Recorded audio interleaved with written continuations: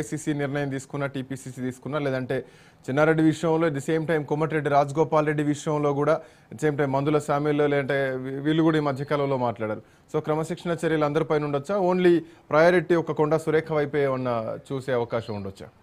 Yes, ఖచ్చితంగా ఈరోజు మధ్యాహ్నం 3 గంటలకు మల్లు రవి మీడియా సమావేశం ఉంది కాబట్టి, క్రమశిక్షణ కమిటీ చైర్మన్గా ఉన్నారు కాబట్టి, ఒకవేళ అధిష్టానం నుంచి ఏమైనా సంకేతాలు వస్తే, ఎందుకంటే మంత్రి హోదాలో క్యాబినెట్ హోదాలో ఉన్నటువంటి ఒక ఎమ్మెల్యే శాసనసభ్యురాలని తీసివేయాలంటే క్రమశిక్షణ కమిటీ తీసివేయలేదు, పార్టీ తీసివేయలేదు. అది తీసేయాల్సిందే అధిష్టానం, కాంగ్రెస్ పార్టీ జాతీయ పార్టీ కాబట్టి ఏది ఉన్నా కూడా అధిష్టానం నుంచి క్లియరెన్స్ రావాల్సిన అవసరం ఖచ్చితంగా ఉంది. ఎందుకంటే ఇప్పటికే ముఖ్యమంత్రి అధిష్టానం రాహుల్ గాంధీతో మాట్లాడారు, కేసీ వేణుగోపాల్తో మాట్లాడారు, మల్లికార్జున ఖర్గేతో మాట్లాడినట్టు కూడా కొన్ని వార్తలు ప్రచారాలు అయితే కొనసాగుతున్నాయి. మరి ముఖ్యమంత్రి రేపు హైదరాబాద్కు తిరిగి రానున్న నేపథ్యంలో ముఖ్యమంత్రి వచ్చిన తర్వాత ఇదే విషయాలపై నిన్న మంత్రి కొండా సురేఖని కూడా మాట్లాడే ప్రయత్నం చేశాను. కానీ ఆమె ఖచ్చితంగా మీడియా ముందుకు ఇప్పుడు రాలేను, ఖచ్చితంగా ఈ విషయం తను చెప్పాల్సింది. ఇప్పటికే అటు క్రమశిక్షణ కమిటీకి టీపీసీసీకి చెప్పాను.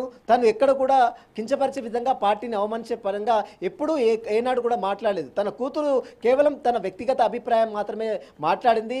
తన కూతురు మాట్లాడిన మాటలకు ఒక మంత్రిగా తనకు షోకాజ్ నోటీస్ ఇవ్వడం ఇది రాజ్యాంగ స్ఫూర్తికి విరుద్ధం అంటూ కూడా నిన్న మంత్రి కొండా సురేఖ ఇక్కడ ఇదే పాయింట్ వస్తుంది. తన కూతురు సొంత కూతురే మాట్లాడితే తనకు అంటే ఆ వ్యాఖ్యలకు నాకు సంబంధం లేదు, సో అది తన వ్యక్తిగతం అని చెప్పినటువంటి కొండా సురేఖ ముఖ్యమంత్రి పైన, అంటే తన కేబినెట్ లో మంత్రి, సో తన ముఖ్యమంత్రి పైనే మాట్లాడితే ఎందుకు ఖండించలేదు అన్నది ప్రధానమైనటువంటి ప్రశ్న. సో కొండా సురేఖ ఇండైరెక్ట్ గా కూతురుకే సపోర్ట్ చేస్తోంది, ఈ కొండా సురేఖ మాటలే తన కూతురుతో పలికిస్తోంది అన్నది ఇక్కడ వస్తున్నటువంటి కామెంట్ ఒకటైతే గనక.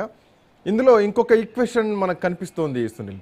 సో 15 మంది ఎమ్మెల్యేలు ప్రెస్ మీట్ పెడితే వివిధ జిల్లాల నుంచి ఒక 5గురు ఎమ్మెల్సీలు పెడితే, బట్ పార్టీ ఫిరాయించినటువంటి ఎమ్మెల్యేలు దీనిపైన ఇంతవరకు రెస్పాండ్ కాలేదు, మంత్రులు ఎవరు కూడా దీనిపైన ఇంతవరకు రెస్పాండ్ కాలేదు. ఒక ముఖ్యమంత్రిని మాట అంటే గతంలో ముఖ్యమంత్రిని అంటే మిగతా మంత్రులంతా కూడా రియాక్ట్ కావాలని చాలాసార్లు ముఖ్యమంత్రే చెప్పారు, మంత్రులంతా రియాక్ట్ కావాలని. బట్ ఏకంగా ముఖ్యమంత్రి పైన ఒక మంత్రి కూతురు రియాక్ట్ అయితే, సో ఎందుకు మిగతా వాళ్ళంతా రెస్పాండ్ కాలేరు? సో ఇక్కడ కొంతమంది మాత్రమే రేవంత్ రెడ్డి మద్దతుగా నిన్న గాంధీ భవన్లో ప్రెస్ మీట్ పెడితే అదే రేవంత్ బలం అనుకోవాలా? అసలు ఎట్లా చూడొచ్చు ఈ అంశాన్ని? ఎస్, నిన్న వాస్తవానికి బయట ప్రచారం జరుగుతుంది. బీఆర్ఎస్ నేతలు కూడా కొంత విమర్శలు చేస్తున్నారు. దాదాపు 60 మంది ఎమ్మెల్యేలు వచ్చి ప్రెస్ మీట్ పెట్టాలని చెప్పినప్పుడు కూడా కేవలం 20 మంది మాత్రమే, 15 మంది ఎమ్మెల్యేలు 5గురు ఎమ్మెల్సీలు మాత్రమే వచ్చి సమావేశం ఏర్పాటు చేస్తారు. ఇదంతా కూడా రేవంత్ రెడ్డి డైరెక్షన్లోనే జరుగుతుందనేది నిన్న బీఆర్ఎస్ నేతలు విమర్శలు చేశారు. అయితే నిన్న మన వాస్తవానికి కూడా నిన్న వచ్చినటువంటి ఎమ్మెల్యేలు కొంత నల్గొండ జిల్లా కావచ్చు, కొంతమంది ఉమ్మడి వరంగల్ జిల్లా కావచ్చు, మహబూబ్నగర్ కొంతమంది మాత్రమే వచ్చారు. కానీ మెజార్టీగా మీరు అన్నట్టు మంత్రులు ఎవరు రాలేదు.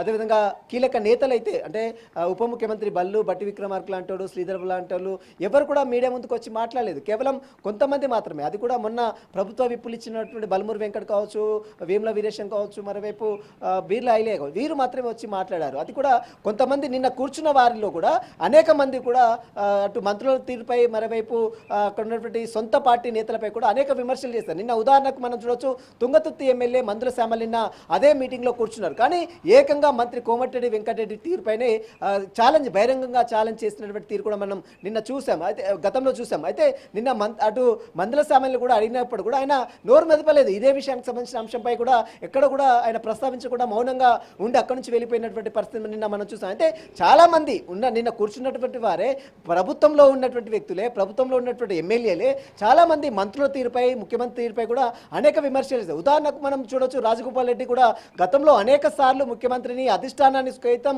తనకు మంత్రి పదవి ఇస్తానని హామీ ఇచ్చారు, ఇప్పటివరకు హామీ నెరవేర్చుకోలేదు అని గతంలో బహిరంగంగా మీడియా సమావేశంలో కావచ్చు, అసెంబ్లీలో కలిసినప్పుడు కావచ్చు అనేక సార్లు బహిరంగంగా ముఖ్యమంత్రిని ఎప్పటికప్పుడు విమర్శలు చేస్తూనే ఉన్నారు. అయినప్పుడు కూడా ఇప్పటి వరకు రాజగోపాల్ రెడ్డిపై ఎలాంటి యాక్షన్ తీసుకోలేదు. అంటే ఒక బీసీ మహిళా మంత్రిగా ఉన్నటువంటి కొండా సురేఖ పైనే ఈ రకంగా ముకుమ్మడిగా ఎమ్మెల్యేలు దాడి చేయడం, ఒకవేళ మంత్రి కొండా సురేఖను బర్తరఫ్ చేస్తే, బర్తరఫ్ చేసిన తర్వాత మంత్రులు ఏమైనా మాట్లాడేటువంటి అవకాశం కనిపిస్తుందా, లేదంటే మంత్రుల మౌనం ఇట్లాగే కొనసాగుతుంది అనుకోవచ్చా?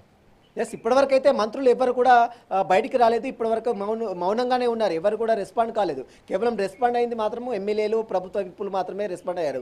అయితే రాజగోపాల్ రెడ్డి మాట్లాడినప్పుడు ఎందుకు ఇంత మంది ఎమ్మెల్యేలు కావచ్చు, విప్పులు కావచ్చు ఈరోజు బహిరంగంగా వచ్చి మాట్లాడలేనటువంటి విమర్శలు కూడా తలెత్తున్నాయి. ఇక మంత్రి కొండా సురేఖ మంత్రి పదవి పోతుందంటూ కూడా ఒక చర్చ కూడా కొనసాగుతుంది. అయితే ఆ మంత్రి పదవికి తనకంటే తమకు వస్తుందంటూ కూడా నిన్న మీడియా సమావేశం ఏర్పాటు చేసినటువంటి కొంతమంది విప్పులు, ఎమ్మెల్సీలు కూడా ఆశావాహులు ఇప్పటికే పావులు కలుపుతున్నారు.